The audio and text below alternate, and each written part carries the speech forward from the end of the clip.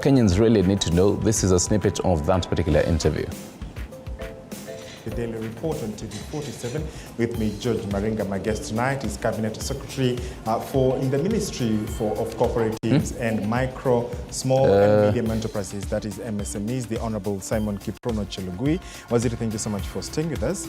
Earlier on, you give yourself, rating of 7 out of 10. Perhaps what would you attribute to what you think has led to the success that would give you a 7, and what are you doing to achieve, rather to fill the gap of the 3? Thank you, George. To lead a ministry, you need people. And I can only deliver by motivating and inspiring the team towards a certain objective. We have a mandate as a Ministry of Cooperatives, Micro, Small and Medium Enterprises, and we rely on human resource. The team that I have in the Ministry of Cooperative, led by the PS, Patrick Lemmy, and the Commissioner of Cooperatives, David Obonyo, and the entire structure. And as you are aware, cooperative is a devolved function, and it's across the 47 counties. So all these counties have units and units that have also the similar mandate. So what I've done as a minister, as far as cooperative is concerned, is to converge the teams. We have been speaking about specific value chains, and we can handle and address all of them at the same time. So we have picked on a few priorities, and as we speak, we have almost addressed the issues affecting coffee. Okay. We've had conferences, we have meetings with Senate, with Parliament, and with also a few counties where coffee is produced. And we have carried out institutional reforms across the value chain. We have reforms going on at the Nairobi Coffee Exchange. We have regulatory and legal reforms to see the return of Coffee Board of Kenya and the Coffee Research Foundation, which used to benefit from ad valorem levy.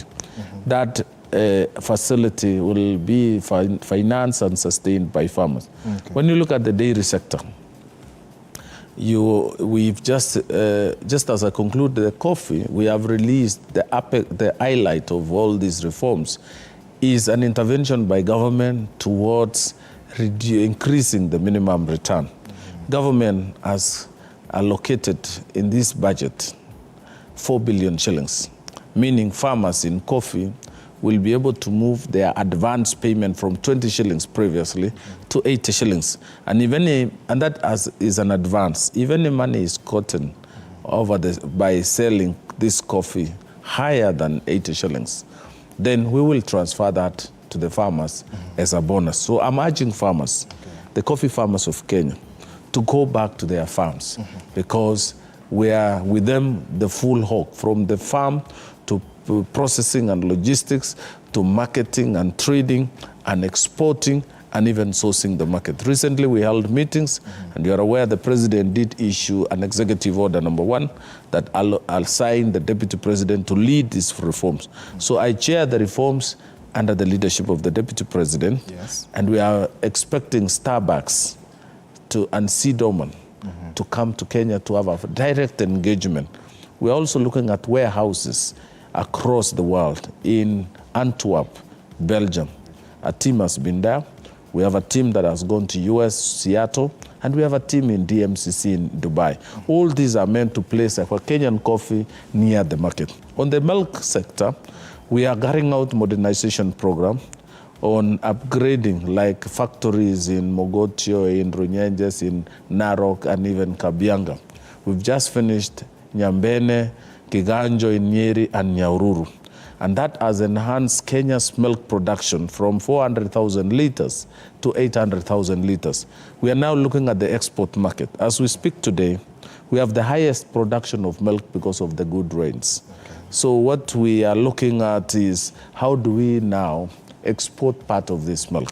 And that's why the modernization program is going on. Today, the National Treasury did allocate us 500 million. And I think you had the president yesterday when he was in Bomet, that Treasury will release 500 million to new KCC to mop up excess milk.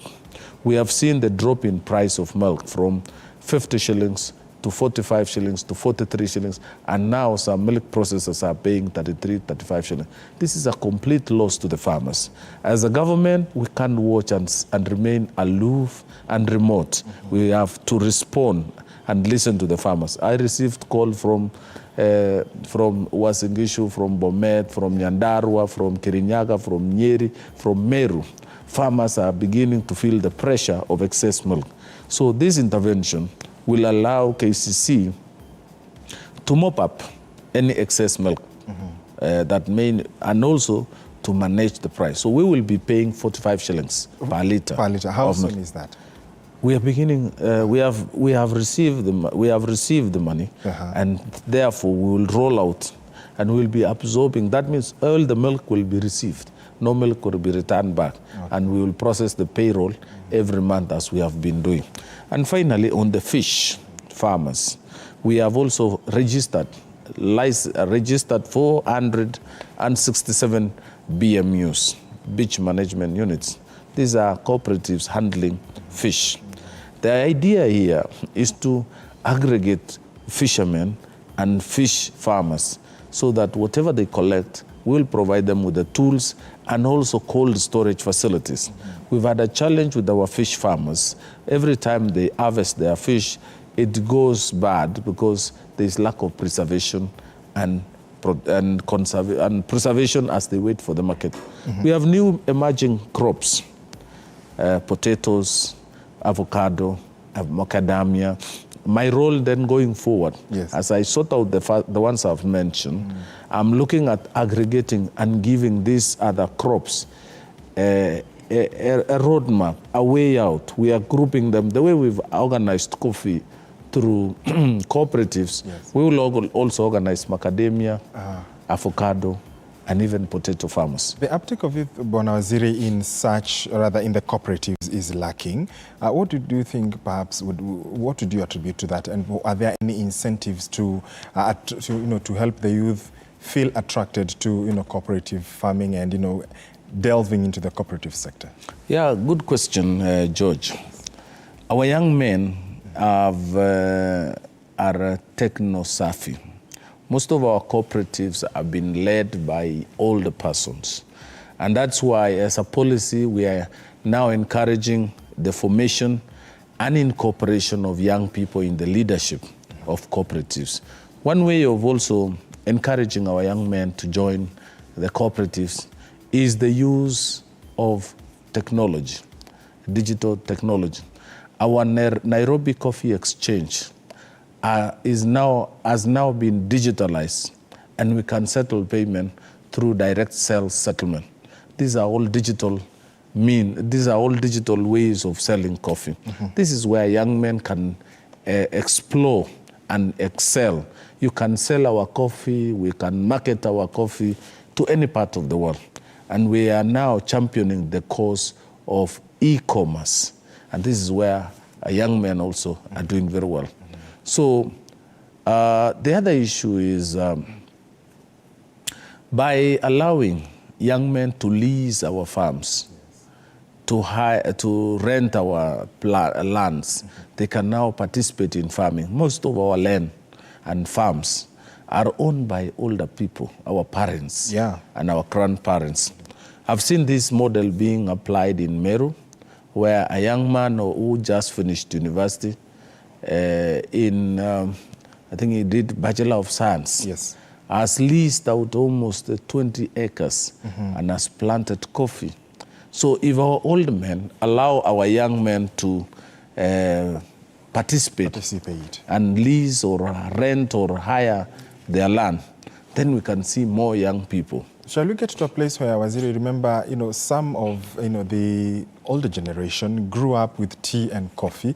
They were the cash crops at the time at very large scale. Whereas we appreciate and understand that the reforms that your ministry, as mentioned, in conjunction with the Deputy President, is working on. Shall you get to a place where we say, fine, we are back to having these two as, back as the highest, and seeing farmers not uprooting tea and coffee, plants from their farms?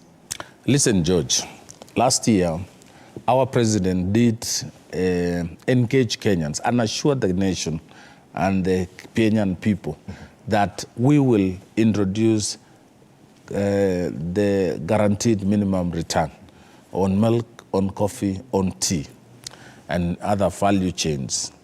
As a government today, we are charged with the responsibility of ensuring that we protect Kenyan farmers first and look for new markets to be able to create the price and value that we desire, the old prices.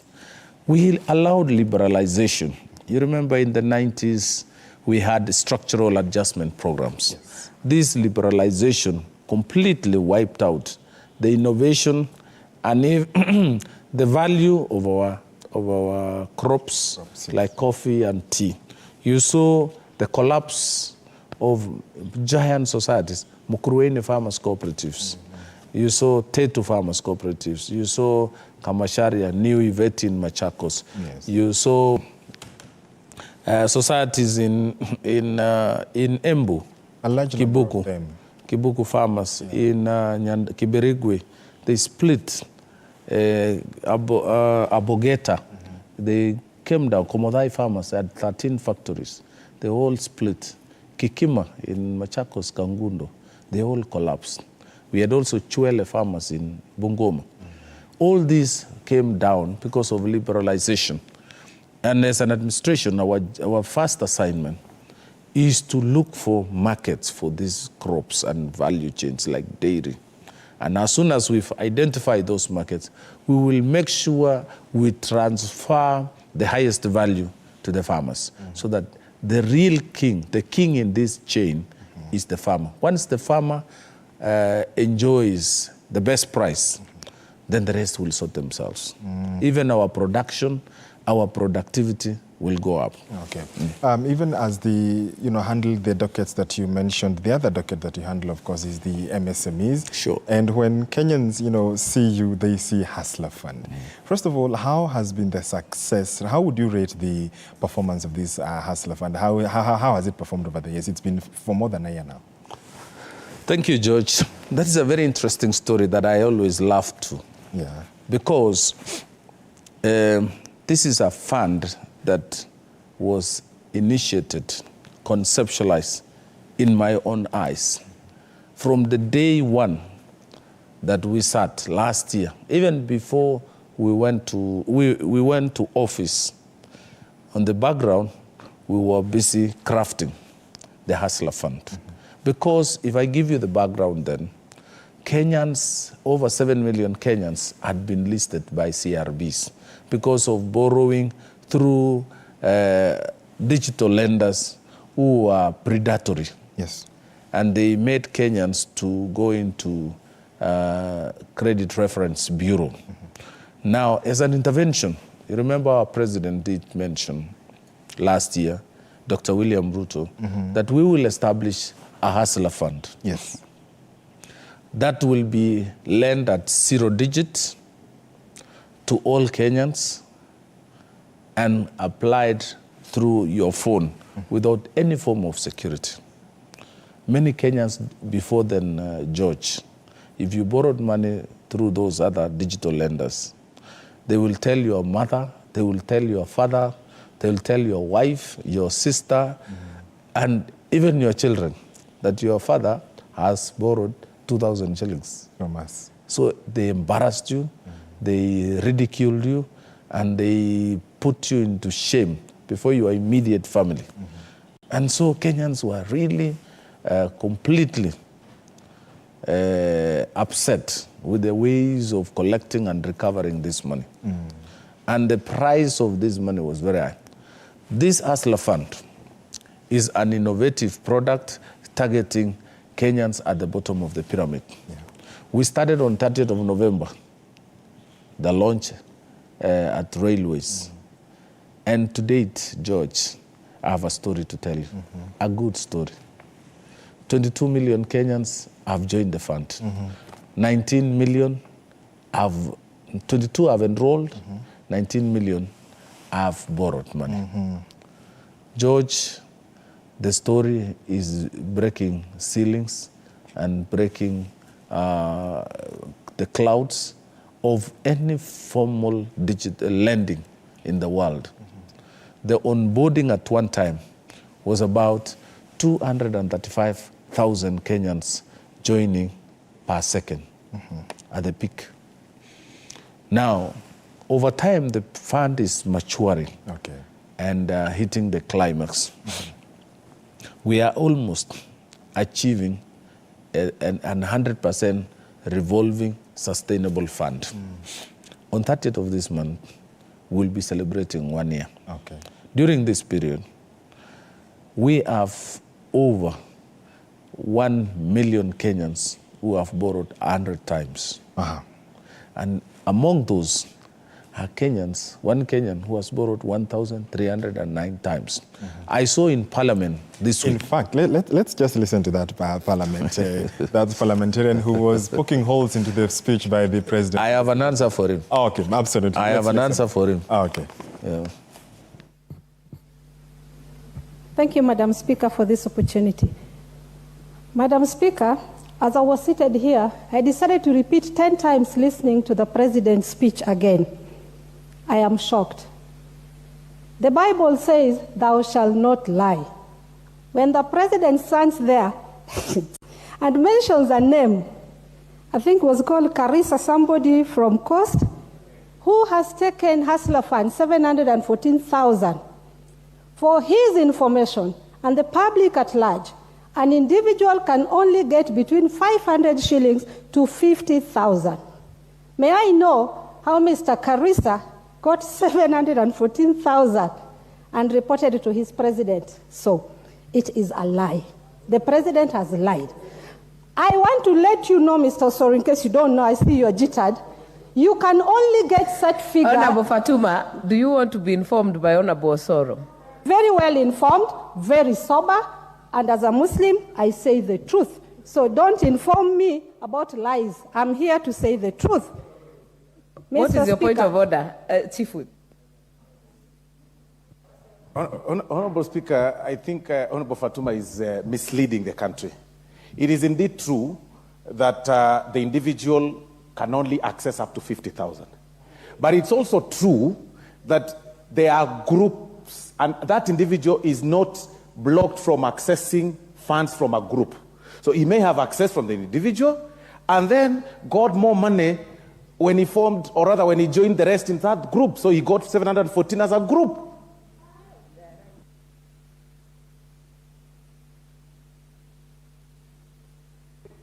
Member for Migori, is that what you meant? Madam Speaker, may I inform the House that birds of same feathers flock together? I can repeat here, Hustler Fund is under our Special Funds Accounts Committee. I speak here to inform you once more that if it was a group, there's no group called, I'll give you the exact name that your president talked of. Harrison Carissa can never be a group. That's an individual. And if it was a group, then tell your president to come back here and say it was a group, because he lied. The truth is he lied.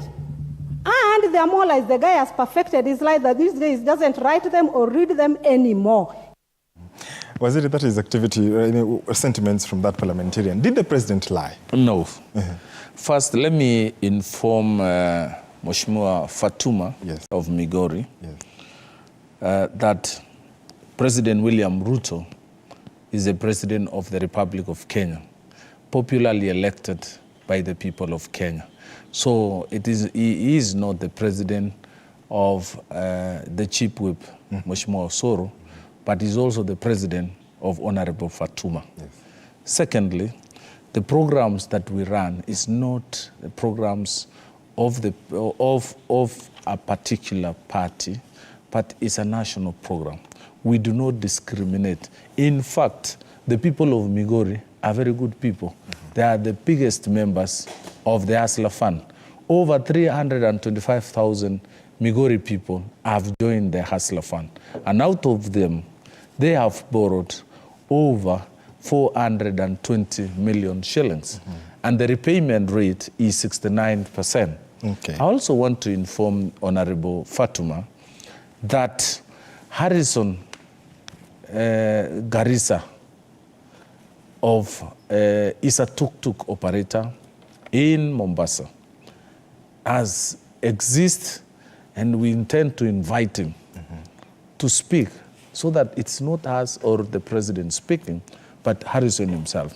Harrison has operates a tuk-tuk in Mombasa, and has borrowed 814 times the Hustler Fund. How much for those times? Is limit kept on how much?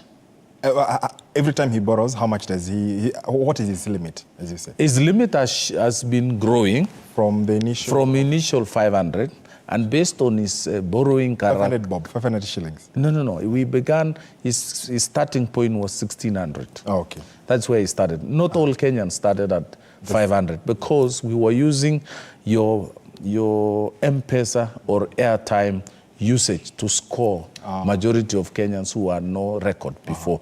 But today, we are going to replace the airtime and M-Pesa usage with now the Hustler Fund borrowing history. Okay. So anybody who has borrowed all these times achieved this amount of money. On 30th, we are now working out a celebration, which will be the highlight will be now enhancement of the limit. Yes. And we are now doing consultation, and we believe those will be the highlights of the new.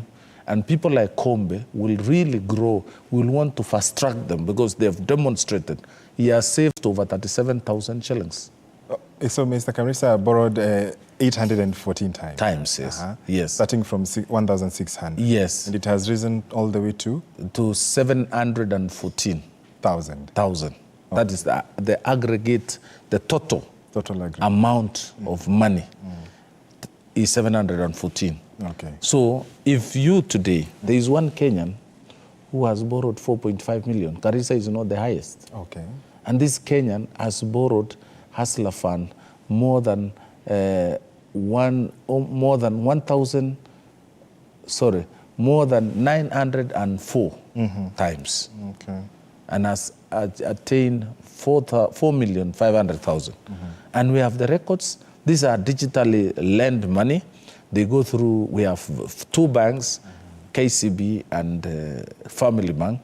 And they came in as pilots. We're now turning the corner to open up to other banks and even SACCOs and other microfinance, so that we widen the access and the distribution of the Hustler Fund.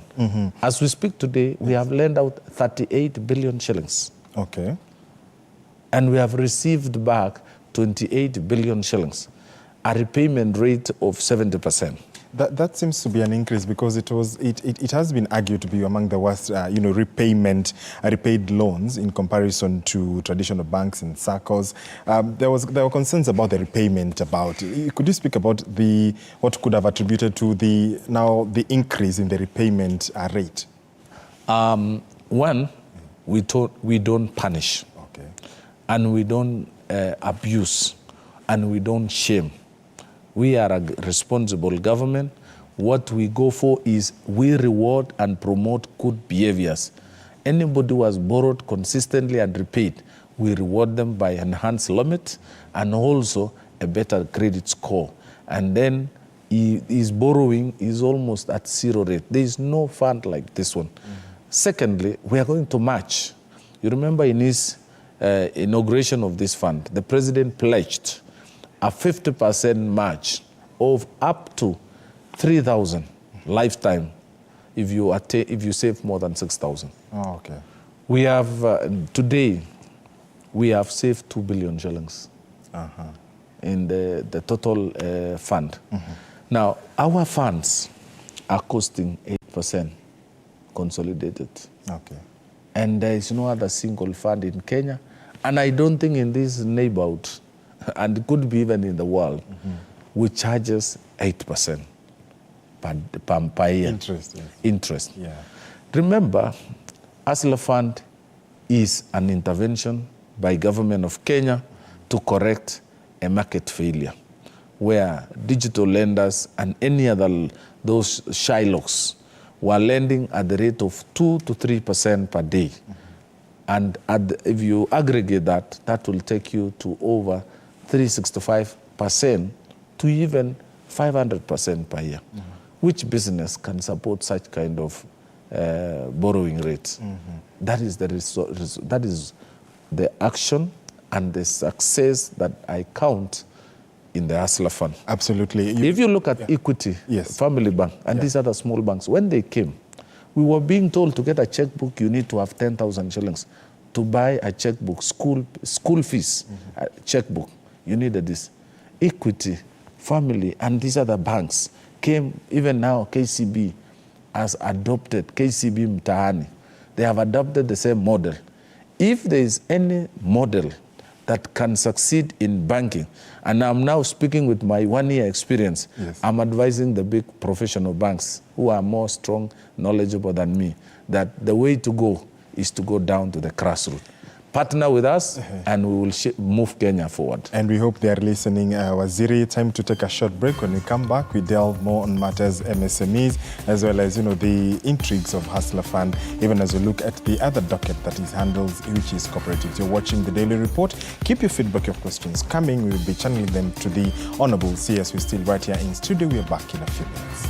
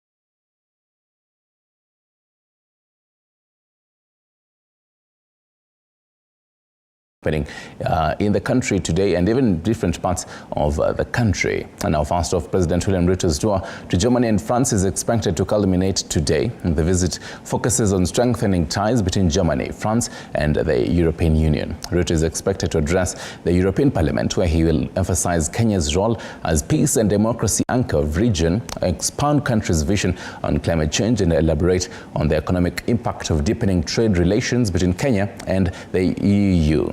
Now, Ruto is also expected to have a bilateral meeting with the EU president, that is Roberta Metsola.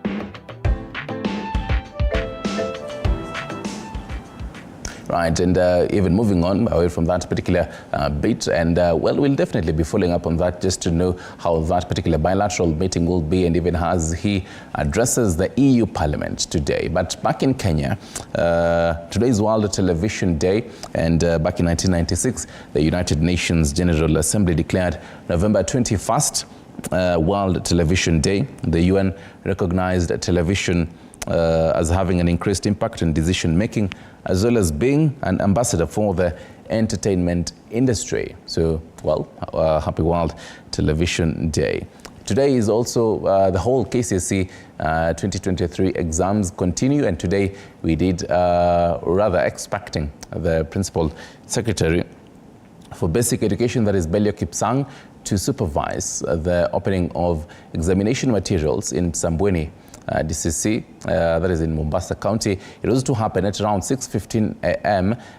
So we'll be following up on that in our subsequent bulletins to see how that progressed, and also how the examination is continuing countrywide, even as the floods and the El Nino rains continue in different parts of the country, and how this is impacting the ongoing examinations. Well, away from that, let's take a look at the Parliament Order Paper. And this particular morning, the Senate Committee on Trade, Industrialization and Tourism will be meeting with the Cabinet Secretary of Trade, that is Rebecca Miano, to consider legislative business before the committee. And in the Senate, a couple of motions to be discussed in the afternoon session. Well, first off, the Equalization Fund Appropriation Bill, the Care and Protection Bill of Child Parents Bill, as well as the County Boundaries Bill, and also the report on the ad hoc committee, which is investigating the deaths that occurred in Shakahola in Kilifi, that led to more than 95 deaths. The chair of that particular committee, Tana River Senator Danson Mungetana, will be leading that. That is in the Senate. Now, in the National Assembly, expect a couple of motions to be discussed, including the first and second reading of the appropriations bill, the supplementary appropriation bill, and this will definitely be led by the Budget and Appropriations Chair, that is Ndindi Nyoro. Well, among others, this even as the senators also prepare for tomorrow's grilling of a couple of cabinet secretaries. That is a couple of what is headlining in our diary this particular morning. Let's take a look at something else here. So today is the marketing tourism in East Africa. Today is the second day on the same. Let's take a look at some pictures on the same for that. Why are we practicing tourism? It's all about money. So it's all about show me the money. If you don't remember anything from my speech, just remember those three words: show me the money. It's all about where do we get the money and how do we get the money into our pockets, because tourism is about growing the economy, as my brother from South Sudan has put it. The conversation I want to have today, and this is a talk we've had with the president, is we need to think about why aren't people coming to our continent? Why aren't our people coming to our region?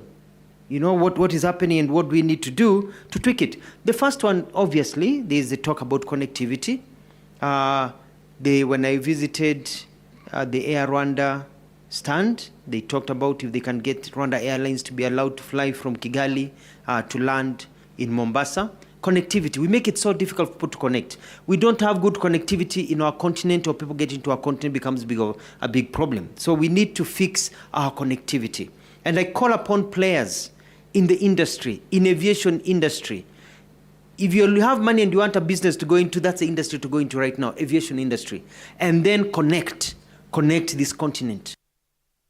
That has been the Cabinet Secretary for Tourism and Wildlife, that is Dr. Alfred Mutua, who's urging players in the tourism industry and aviation industry to basically open up routes in a bid to increase connectivity in the whole African continent, which will increase the number of tourists, visiting Africa. So basically, Mutua, talking about all this in the whole 3-day East African Regional Tourism Expo in KCC, which, as I alluded before, today is the second day on that. But away from KCC, let me take you to Laikipia in Nyahururu, where boots on ground there, Laban Muhinda is there.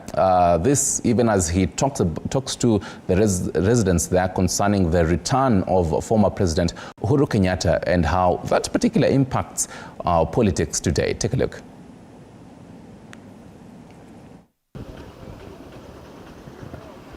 Naam, shukran sana mwenzangu kwenye studio kuu za Nairobi na kupata kwa njia mbashara zaidi nikiwa hapa mjini Nyahururu, huku ni kaunti ya Laikipia.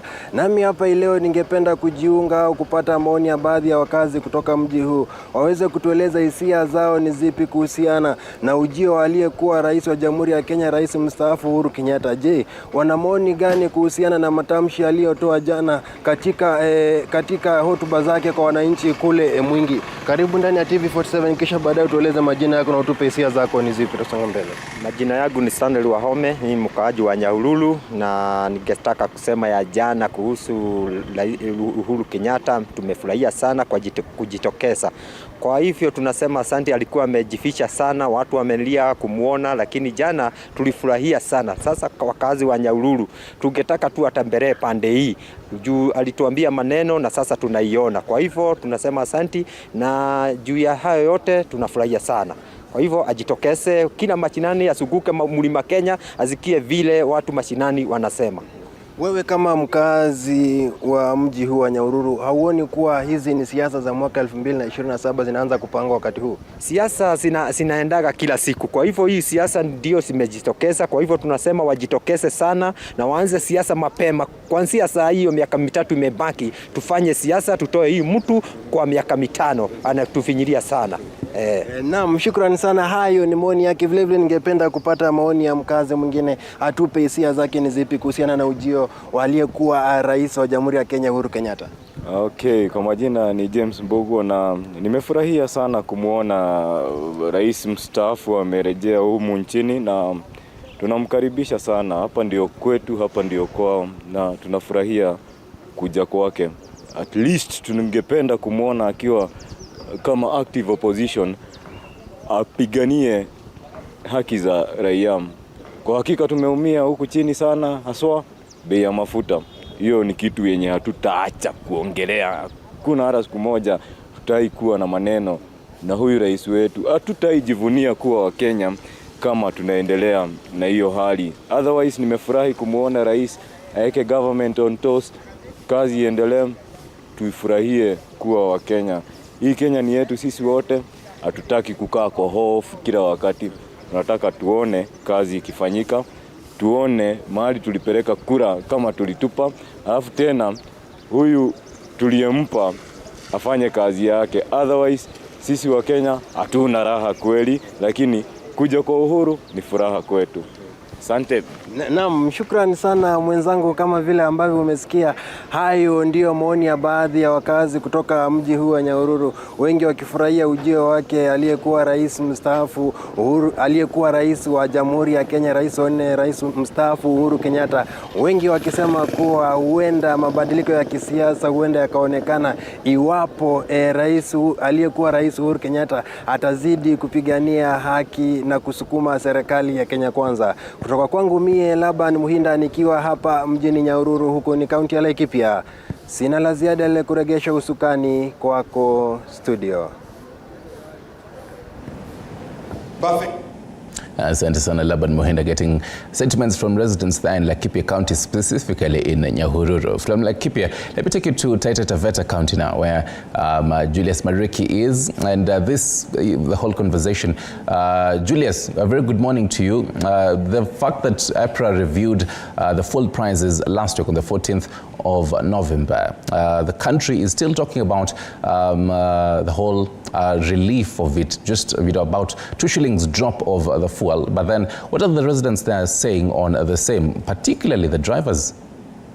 Well, a very good morning here, Stanley Nyaringita, and I am in Voi town this morning, and we will be speaking to the drivers here in Taita Taveta County, whereby they are talking about the issue of fuel price, and of course the rain season. The roads are not passable in some areas, and without taking much time, we shall be engaging some of them who are here, and with my cameraman Anthony Kimori, will be showing you how they are in this stage here in Voi this morning. Na karibu sana, pengine ungane nasi kwa TV47 tueleze hali iko namna gani kwenye barabara zetu. Unatazama tu pale kwenye kamera. Kwanza ninashukuru TV47 kwa kututembelea hapa Voi stage. Sisi kama madereva, nikiwa kama dereva senior, kwa majina naitwa Nicholas Nyambu, tuko na changamoto upande wa kazi yetu ya PSV, na changamoto zimekuwa upande wa mafuta. Fuel imekuwa juu sana. Sisi madereva tumekuwa watu, mishahara yetu imekuwa down, hata kulia nayo familia inakuwa maisha magumu, hasa kama tuko na watoto secondary, pia na kupata school fees kwa hii kazi inakuwa ngumu sana. So mimi ushauri wangu kwa rais wetu, kwa sababu alisema kwamba mwezi ujao atashukisha mafuta bei, ashukishe kiasi kikubwa cha mafuta, kwa sababu pesa nyingi imepotelea kwa mafuta. Mafuta tulikuwa tunaweka 6,500, sasa tunaweka 9,500. Sasa pesa nyingi zimepotea kwa upande wa mafuta. Matajiri wanapata pesa kidogo sana, sisi madereva ndo tunaumia zaidi, hatupati kitu. Na unajua hizi kazi zetu hazina NSSF, hazina NHIF, kwa hivyo tunapata shida sana. So langu kwa serikali, wasituteremshie mafuta tu na shilingi 5, shilingi 10. Ikiwezekana watuteremshie hata ifike hata palita ikifika 150 ama 120, watakuwa wametusaidia sana sisi kama madereva. Yeah. Asante sana. Pengine kama utakuwa unaungana nasi hapa, dereva mwingine atakuwa anatueleza hali iko vipi barabarani. Mimi utakuwa unageuka tu utazame kwenye kamera. Kwa majina naitwa Bwana Kayus Maganga kutoka kaunti ya Taita Taveta, na tumekuwa na shida nyingi katika maisha yetu. Kwa ujumla nikisema katika maisha yetu tumekuwa magumu, ni hali ya uchumi wetu ya Kenya, na tunashangaa sana kwa viongozi wetu wakisema mambo mengi na hakuna jambo limefanyika. Hasa kuhusu maisha yetu imekuwa tofauti na vile tulikuwa tunaishi. Viongozi wa leo tunashangaa wanaunga mkono mambo ambao bado hayajakamilika. Tukiangalia sana katika maisha yetu ya usafiri imekuwa magumu, upande wa shule kumekuwa magumu, hata manyumbani pia. Kulingana na mtu wa chini sasa hii anapata shida. Mimi kama juzi nilikuwa naongea na mtoto wa shule mmoja nikimoji akisema maisha yetu imekuwa magumu, upande wa wazazi wapate chochote, hata wanashinda sasa hii shule zikifunguliwa tena namna gani shuleni. Kwa hivyo naomba serikali yetu yale mambo wanazungumzia wananchi, utakuta wanazungumzia ni kweli, lakini kwa matendo hakuna. Sasa hii imekuwa ni shida kwa wananchi wa Kenya hivi sasa. Ukiangalia na nchi kama East Africa, Tanzania na Uganda, tukiangalia upande wa mafuta Tanzania na Uganda iko cheap, Kenya imekuwa juu. Hizi mambo wanazungumza wakisema Kenya yetu iko mbele, tunashangaa sana. Ukiangalia huku chini kumekuwa ni nyafifu sana. Kulingana na mwananchi wa Kenya vile amepitia kwa hivi sasa, kuanzia mama mboga au jamaa wa tukutuku, vile rais alikuwa amesema, tunaona hakuna jambo limefanyika. Tunashangaa akipita jambo huko anasema hili na halifanyiki. Kwa hivyo tunashangaa sana na nchi yetu ya Kenya, ile kitu inapita katika maisha ya binadamu imekuwa ngumu zaidi. Pengine ungetoa wito gani kwa rais pengine? Mimi ningesema ile kitu anafanya ajaribu kuongea ile kitu afanye, sio aongee tu na hatuoni matendo yote. Tunashangaa sana maana mambo mengi imefanyika. Hii mwaka mmoja umepita, tumekuwa na maisha magumu sana, na hasa kulingana na hivi sasa vile tunavyoendelea tunaona inazidi kuwa ngumu. Yangu sina mengi tu, lakini shida ni mafuta imepanda juu zaidi, mapato imekuwa chini sana. Well, as you have heard, and if my cameraman Anthony Kimori can just pan to show you how they are just so many drivers here, and of course matatus are all over here. They are saying that there is no work at the moment. They are just struggling to get those passengers, and of course if we will be getting back sooner, we shall be looking on how to work on it and see the progress, whether kutakuwa na afueni in future when the president now revises the fuel prices. And from here in Taita Taveta County, Nyaringita, I take it back to you in studio. I'm Julius Mariki Mwakivo. Thank you, Mariki, for that. Always a pleasure. Linking up with you from Taita Taveta County, from Taita to West Pokot now. Matters security and the insecurity situation in Kanyarus along the Kenya-Uganda border continues to elicit mixed reactions from locals who are now calling on President William Ruto and his Ugandan counterpart, Yoweri Museveni, to move with speed and curb the situation. Let's link up with our West Pokot correspondent, Andrew Juma, who is at that particular border of in that particular place. Juma, if you can get me loud and clear, how is the situation, by the way, in that particular Kenya? The latest update. Well, good morning colleague from this side of Kanyerus. Kumbuka kwamba eneo hili la Kanyerus lipo katika mpaka wa kaunti ya Pokot Magharibi ambayo ipo katika taifa la Kenya, na lile taifa la Uganda. Tumeweza kuzuru katika eneo hili tu kuweza kutathmini hali ya usalama ambayo imeendelea kudorora. Kumbuka kwamba vita vya kikabila baina ya jamii za Pokot, jamii za Karamajongo na ile SLA vimeweza kusababisha machafuko makali zaidi katika eneo hili, na leo hii tu tuweze kusikia kauli ama hisia za wakazi wa eneo hili ambao wanaelezea hali ya usalama eneo hili. Mimi ni mkaaji wa hapa Kanyerus, kijiji ambapo naitwa na Sitit, ambapo chanzo cha shida hii ambapo imeenea zaidi. Tukiongea sehemu hiyo ambapo tunaongelea, ningetaka kuonesha kidogo hapa mahali mnaona hapa mbele yetu hapa ndio wanajeshi wa Uganda wako. Kwa kweli amani iliposumbua kidogo kwa hii mwaka, wenzetu walileta maskari yao kutoka Uganda wakakuja hapa. Hawakutujali wenye tuko pande wa Kenya kama binadamu kama vile wao wanajali watu yao. Kuna shida kidogo kwa sehemu hii ambapo tunaomba viongozi wetu wa Kenya kwamba mtusaidie kama vile Waganda wanasaidia watu wao. Kuna shida ambapo siku 3 iliyopita viongozi wetu wa Uganda wanachukua kombora ambapo inatumia kifaru wanaelekesha kwetu. Imepika hapa mara mbili. Ya kwanza tulidhani ya kwamba hawakujua kama watu wanaishi sehemu hii. Tukaambia mbona mnapika sehemu hii na watu wanaishi. Tukadhani ya kwamba wataelewa vile tuliwaeleza, lakini haikuchukua muda. Ikachukua wiki moja, ikarudia the same hapo kupika hapo. Kuonesha ya kwamba ndugu zetu hawa hawatujali kama binadamu. So tunauliza viongozi wetu wa Kenya kwamba kama hao wanatupika na sisi ni binadamu kama vile hao ni binadamu.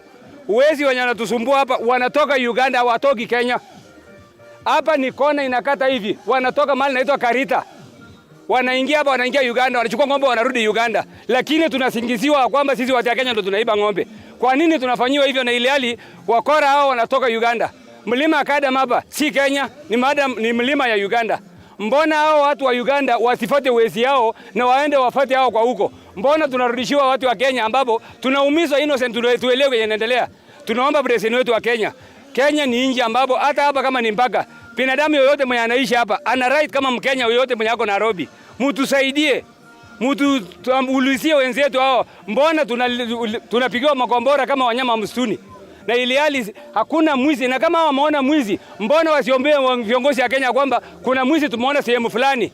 Mbona wanapiga tu mpaka watoto wadogo? Mali hao walitaka juzi, walitaka kuua watu, lakini vile Mungu tu hawakusimama. Walipika ambapo ilipita mguu mbili kutoka mali ya mtoto alikuweko. Tunauliza huyo mtoto alikuwa mwizi? Viongozi wetu tunaomba tafadhali. Tunasema sisi ni East Africa ambapo sisi ni mandugu. Kama tunatafuta mwizi, tutafute mwizi kwa njia ya uwazi. Tusitafute mwizi kwa njia ya kunyanyasa wengine. Viongozi wetu ambapo wameletwa hapa ni binadamu kama sisi. Tukiwaeleza ya kwamba pale kuna watu, mtuheshimu vile tunawaeleza kuna watu. Sio tu kwa sababu tunaishi nyumba ya nyasi, tunachukuliwa kama wanyama. Hata kama ni nyumba ya nyasi, ni nyumba ya mtu.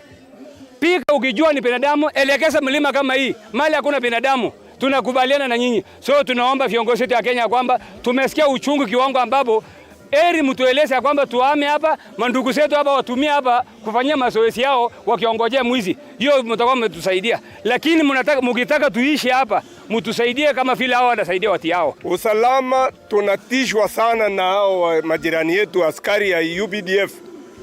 Wanatupa makombora na hiyo makombora ikikukuta utakufa. Kwa sababu ni risasi mrefu sana. So nilikuwa nataka niombe viongozi ambao wanaongoza inji yetu ya West Pokot wajaribu sana kuongea na watu ya Uganda ya kwamba sisi tunakaa kama ile tumbili ya msituni, tunatupiwa marisasi, hakuna mtu anajali sisi kama sisi ni watu. So nilikuwa nataka tu kuambia wizi ya mifuko iko. Na wizi ya mifuko iko. Sincerely talking, sitaki kuficha, sijasikia Msebei akiipa ng'ombe ya Pokot. Ijapokuwa sisi kama wa Pokot ndio tunaenda kuchokosa wapi? Wale. Ndio tension ambayo tunasema wale wakikuja kuipa ng'ombe ya wale. Na wapitie sisi hapa. Sisi hapa tutakanyagwa ng'ombe yetu zitaenda. So ni mzuri kuambia wale wenye wanaenda pande hii wakome kwenda pande hii kuchokosa ng'ombe ya wasipei. Kitu ile iko, kuna ng'ombe ambaye ilichukuliwa kutoka hii mtoni ya Riwa. Na hiyo ng'ombe ilipelekwa na ikaingia huko Sebei. Hiyo ng'ombe ilienda kuendanga mpaka wa leo. Na ni viongozi ambaye wanatangazanga kwa baraza ya kwamba mwizi akikamatwa awawe. Kwa nini hao wasebei wenye waliiba ng'ombe na ni viongozi wachakufa? Kwa nini hawajazikwa na kuwawa? Kwa hivyo ile ko hivi. Tunaomba tu kutoka leo, mtu yeyote ambaye anaitwa kiongozi ajaribu kuimba kitu naitwa amani. Tunaomba amani. Miaka 40 sisi kama watu wa pande hii wa Pokot tulienda exile kama watu wale wengine walitoka nchi yao na wakaenda kukua watumwa. Hasa tukirudi pande hii bado tunatafuta ile maneno ya zamani. Kitu tu mimi naomba ni kwamba tuchunge amani. Tuko na wezi upande yote mbili, Wasebei wako na wezi, wa Pokot wako na wezi. Sisi wa Pokot tujaribu kushika mwizi. Sisi Wasebei tujaribu kushika mwizi. Tukishika tutamaliza.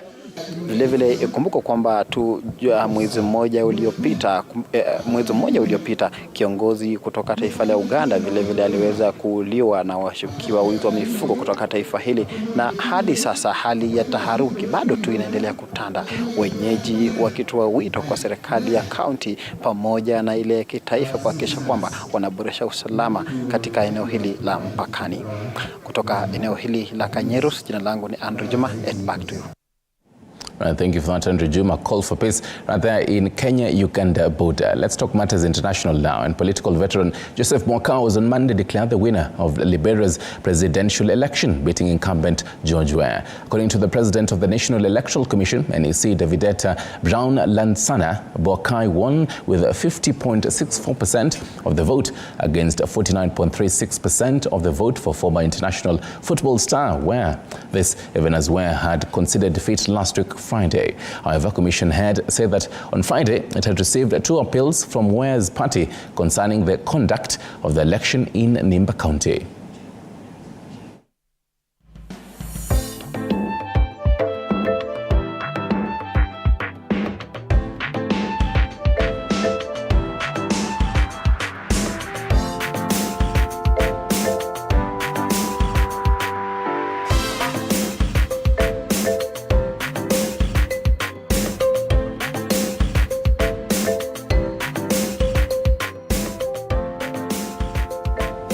And finally, Hamas leader Ismail Haniyeh has said in a statement posted on Telegram that his militant movement is nearing a truce agreement with Israel. Negotiators have been working to seal a deal to allow the release of around 240 mostly Israeli hostages seized on 7th of October during the deadliest assault on Israel in its history.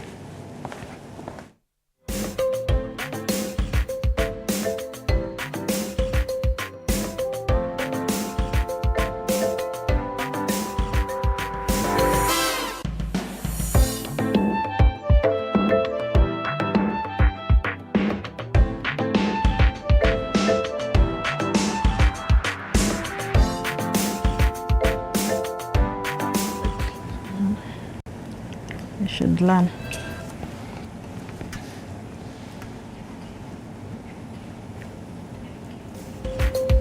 All right, this is where we dock for this morning, and Nyaringita is shocked that an African president can actually concede. I'm shocked. I mean, you know, because every single time we did see in Nigeria, we did see in there's another country that also had its elections this year. A number of countries have had the elections this year. We also had ours last year, and the whole trend is always